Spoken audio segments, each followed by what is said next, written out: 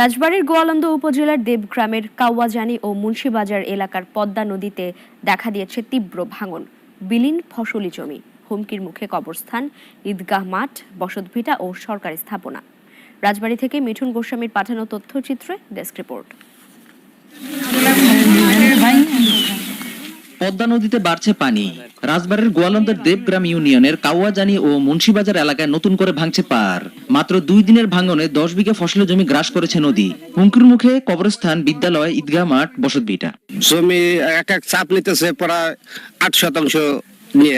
আমাদের ছিল তরকারি ছিল আর বাড়ি ঘর ছিল সব, আর এই যে পটল খাত মাছ ছিল সব ভেঙে গেল। আতঙ্কিত এলাকাবাসী রাতের ঘুম হারাম। প্রহর গুনছে কখন বুঝি ভেঙে পড়ে পার। সর্বস্ব হারিয়ে মানবেতর জীবনযাপন করছে অনেক পরিবার। 3 দিন বাংলা আমাদের এত জায়গা বাসা কোহানে পাবো, কোহানে যাবো, বাড়িঘর কোহানে নেবো। আমাদের অনেক সামাজিক প্রতিষ্ঠান সহ বাড়িঘর এবং কৃষি জমি সবকিছু এখন ঝুঁকির মধ্যে। ব্যবস্থা না নিলে মহাসড়ক অবরোধের হুঁশিয়ারি এলাকাবাসীর। 4 বার ভাঙা দেশে 5 মাথা আমরা দেবগ্রাম আসলাম, এখন দেবগ্রাম আসে তাও আমরা থাকতে পারতেছি না। 1 সপ্তাহের ভিতরে যদি এই কোনো ব্যবস্থা যদি না হয় তাহলে আমরা ঢাকা খুললাম, মহাসড়ক অবরোধ করে রাখবো।